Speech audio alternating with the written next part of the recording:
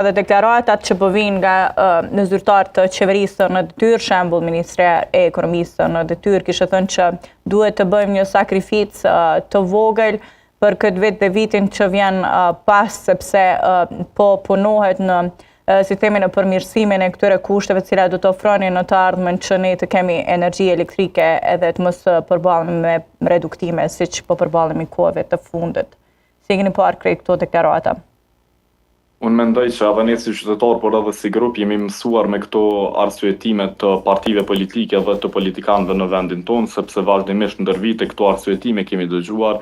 Unë besoj që kam pasur kohë mjaftueshëm edhe si qeveri, edhe kjo tanishmja, por edhe ato paraprake, pra duke mos përjashtuar asnjërin nga partitë politike, kam pasur hapësirë dhe kohë të mjaftueshme që të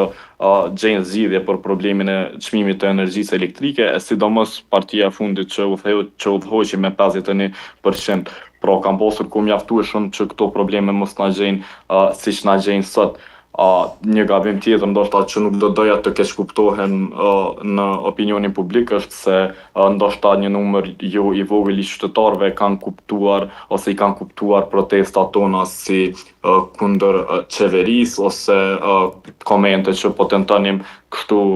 të rrëzonim qeverinë apo komente të tilla, të cilat përbes nuk kanë bazë për shkak se ne jemi grup jo formal dhe po të synonim të dëmtonim një parti politike veçmas ose të qeverinë në këtë rast, ne do të organizoheshim si parti politike, jo si grup jo formal. Pra unë dua të siguroj gjithë qytetarët që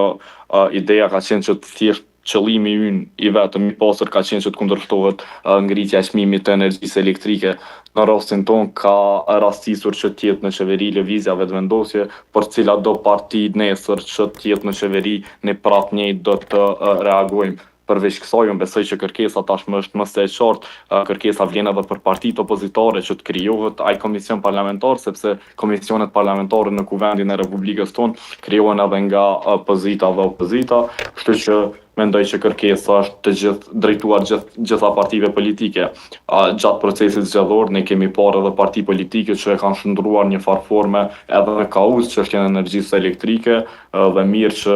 që e kanë krijuar sepse